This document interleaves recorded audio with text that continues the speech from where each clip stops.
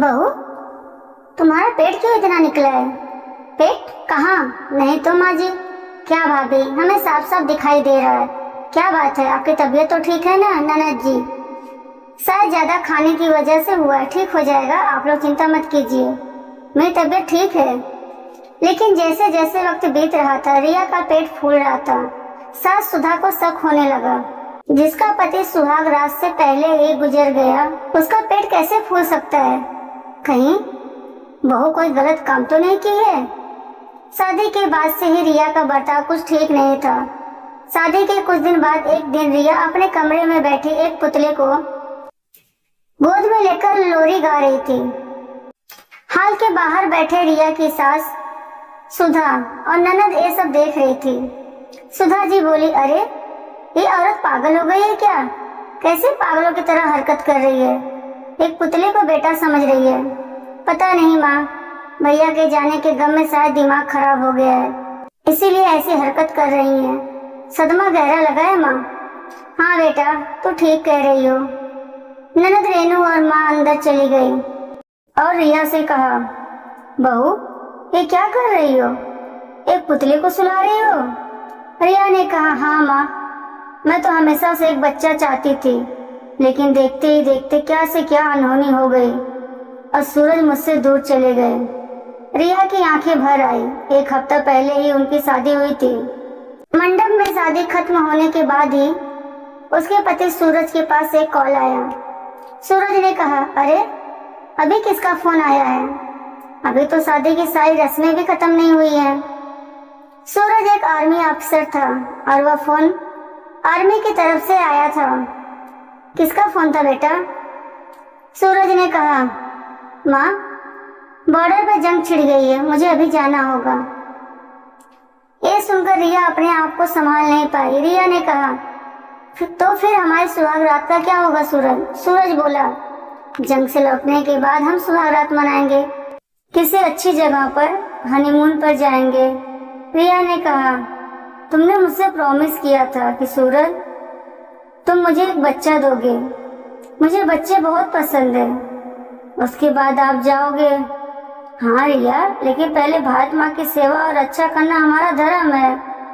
सूरज बोला, हमारा बच्चा होगा रिया, बस थोड़ा इंतजार कर लो। लौटकर आने के बाद मैं हमेशा तुम्हारे साथ रहूंगा। सूरज सरहद पर लड़ने चला गया। रिया ससुराल आ गई और सूरज के फोन का इंतजार करने लगी। 6 दिन बीत गए, लेकिन सूरज का कॉल नहीं आया। रिया बेचैन हो गई। रिया ने कहा, 6 दिन हो गए, वह कहाँ होंगे, किस हालत में होंगे, कोई खबर नहीं मिल रही। सुधा बोली, बहू ज्यादा चिंता मत करो, तबीयत खराब हो जाएगी तुम्हारी। सूरज ठीक होगा, सरहद पर गया है, जंग का मैदान है, वहाँ देश के दुश्मनों से लोहा ले रहा है। ननद बोली, हाँ भाभी, आर्मी अफसर से शादी करोगे तो जिंदगी भर इंतजार ही करना पड़ेगा। भैया तो हमेशा ऐसे ही अचानक से चले जाते हैं, हमें इन सब चीजों की आदत है। लेकिन रिया का मन नहीं मान रहा था। रिया ने कहा, माँ जी पता नहीं क्यों मुझे बहुत बेचैनी हो रही है, जैसे कुछ बुरा हुआ हो। नहीं तो वो एक कॉल जरूर करते। अगले दिन रिया दरवाजे के बाहर बैठकर सूरज की राह देख रही थी। इतने में फोन की घंटी बजी। हेलो सूरज, तुमने फोन क्यों नहीं किया? कैसे हो तुम? हेलो रिया, मैं सूरज नहीं, जनरल महेंद्र बोल रहा हूँ। भारत माँ की रक्षा करते हुए ऑफिसर सूरज शहीद हो गए। शोक व्यक्त करके जनरल ने फोन कट कर दिया। रिया के हाथ से रिसीवर छूटकर गिर गया। वो रोने लगी। अरे ये क्या हो गया, हे भगवान, ये क्या किया आपने? रोने की आवाज सुनकर सुधा और ननद वहां आई। रिया ने दोनों को सब कुछ बताया और वह भी रोने लगी। ऑफिसर सूरज अब इस दुनिया में नहीं है, जंग के मैदान में वो शहीद हो गए, लेकिन उनकी बॉडी अभी तक नहीं मिली। रिया बोली, अब क्या होगा माँ जी, अब क्या होगा? मेरा पति कभी मेरे पास नहीं लौटेंगे। सुधा जी भी रो रही थी, मेरा बेटा, मेरा बेटा। 2 दिन तक रोना धोना चलने लगा और उसके बाद से रिया अजीब हरकत करने लगी। रिया अपने आप से बात कर रही है, बच्चा, मुझे बच्चा चाहिए। सूरज ने मुझे बच्चा देने का वादा किया था, मुझे बच्चा चाहिए। ननद बोली, अभी बच्चा कहाँ से आएगा भाभी, अब तो भैया ही नहीं रहे। रिया बोली, वो सब मुझे नहीं पता, मुझे बच्चा चाहिए किसी भी हालात में। रिया बाजार से एक छोटा सा पुतला खरीद कर लाई और उसे खिलाने और सुलाने लगी। उसे गोद में लेकर इधर उधर घूमने लगी। सभी ने सोचा कि रिया पागल हो गई है। आसपास के लोग भी बातें करने लगे और ऐसे ही 2 महीने बीत गए और अचानक से एक दिन रिया बीमार पड़ गई। उसे तेज बुखार आया और उसका सर चकराने लगा और उल्टी होने लगी। उसे डॉक्टर के पास ले जाया गया। डॉक्टर ने रिया से कुछ कहा। सुधा और ननद को कुछ समझ नहीं आया, लेकिन रिया बहुत खुश लग रही थी। इसीलिए सुधा जी ने पूछा, क्या बात है बहू, इतनी खुश क्यों हो, क्या हुआ? रिया ने कहा, कुछ नहीं माँ जी, बस ऐसे ही, आप नहीं समझेंगी। उसके बाद से रिया के हाव भाव बदले बदले से लगने लगे। वो बहुत ज्यादा खाना खाने लगी और उसे हमेशा खट्टा खाने का मन करने लगा। ननद पूछी, माँ, ये भाभी को हुआ क्या है? पता नहीं बेटे, कुछ अजीब सा बर्ताव कर रही हैं। सुधा जी बोली, शायद सूरज की मौत के शौक को अब तक भुला नहीं पाई। सुधा जी ने इसे इग्नोर कर दिया, लेकिन 3 महीने बाद रिया का पेट निकलने लगा। सुधा जी ने पूछा, बहू, तुम्हारा पेट क्यों निकल रहा है? पेट कहाँ, नहीं तो। ननद बोली, क्या भाभी, हमें साफ साफ दिखाई दे रहा है। आपकी तबीयत तो ठीक है? शायद ज्यादा खाने की वजह से हुआ है, ठीक हो जाएगा, आप लोग चिंता मत कीजिए। लेकिन 1 महीने बाद पेट और फूल गया। सुधा जी को शक हुआ। सुधा जी ने कहा, हाँ तो सच कह रही थी, कुछ तो गड़बड़ लग रही है। ननद बोली, माँ, इसका उत्तर उसी डॉक्टर के पास है जिसके पास भाभी गई थी। वे दोनों डॉक्टर के पास चले गए। सुधा जी ने पूछा, डॉक्टर साहब, हमारी बहू को क्या हुआ है, अजीब सा बर्ताव कर रही है। डॉक्टर ने कहा, क्यों, आपकी बहू ने आपको नहीं बताया वो प्रेग्नेंट है? ये सुनकर सुधा जी और ननद के पांव के नीचे से धरती सरक गई। सुधा आश्चर्य से पूछी, क्या प्रेग्नेंट, लेकिन ये कैसे हो सकता है? ननद ने कहा, वही तो, भाभी तो शादी के बाद भी कुंवारी है। दोनों घर लौटे और रिया को उल्टा सीधा सुनाने लगी। सुधा जी गुस्सा करते हुए बोली, बच्चा पाने के लिए मुंह काला करके आई कल हुई?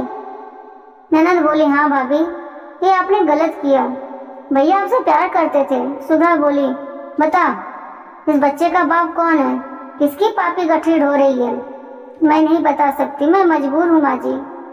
सुधा बोली, हाँ कैसे बताएगी, पता नहीं कौन सी पापी औरत को इस घर की बहू बनाकर लाई हूँ। रिया बोली, खबरदार माँ, मेरे चरित्र पर उंगली मत उठाइए। सुधा गुस्से में बोली, तो क्या करूं, तेरी पूजा करूं? सुधा जी बहुत गुस्सा हो गई और उसने रिया को घर से निकाल। रिया समझ गई कि इस घर में उसे जगह नहीं मिलने वाली है। सिर्फ उसे पता था कि उसके बच्चे का पिता कौन है, लेकिन वो किसी को बता नहीं सकती। रिया मायके लौट आई, लेकिन सब कुछ सुनने के बाद वहां से भी उसके भैया भाभी ने निकाल दिया। बेचारी रिया फुटपाथ पर रहने लगी और कुछ महीनों बाद वहीं उसे एक बेटा हुआ, लेकिन उसके पास अपने बेटे की परवरिश करने के लिए पैसे नहीं थे। इसलिए वह अपने बेटे को ससुराल के दरवाजे पर रख कर आ गई। सुधा जी ने दरवाजा खोला और बच्चे को देखा। सुधा जी बोली, अरे ये क्या, यहाँ बच्चा कौन रख के गया? जरूर उस कर्मोही रिया ने किया है ये। सुधा जी दरवाजा बंद करने जा ही रही थी, तभी उसने देखा कि उस बच्चे के दाहिने पैर में काला तिल है। सुधा जी बोली, अरे मेरे बेटे के पैर पर भी एक काला तिल था, वो भी दाहिने पैर पर, ये कैसे संभव है? सुधा जी आश्चर्यचकित होकर खड़ी थी कि तभी एक कांड हो गया। सूरज सुधा जी के सामने आकर खड़ा हो गया। सूरज बोला, माँ कैसी हो आप? सुधा जी ने कहा, अरे बेटा, तू कैसे आया? फोन में तो कहा था कि। सूरज बोला, वह सब झूठ था माँ, मुझे एक सीक्रेट मिशन पर भेजा गया था, इसीलिए मुझे मरने का नाटक करना पड़ा। लेकिन इस बीच मैं एक रात चुपके से घर आया था, केवल रिया से मिल पाया था। मैंने उसे मेरे बारे में किसी को बताने से मना किया था, इसीलिए उसने आप लोगों को कुछ नहीं बताया। अब जाकर सुधा जी और ननद को सारी सच्चाई समझ में आई। सुधा जी बोली, इसका मतलब यह बच्चा तेरा है? इसका मतलब बहू ने कोई पाप नहीं किया और मैं फालतू में उस पर शक कर रही थी। बेटा, तू बहू को ढूंढ कर ला। सूरज तुरंत बाहर गया और बहू ढूंढने के बाद आखिरकार उसे रिया मिल गई। वह रिया को लेकर घर आया। सुधा जी और ननद ने रिया से माफी मांग ली और उसके बाद सभी खुशी खुशी रहने लगे।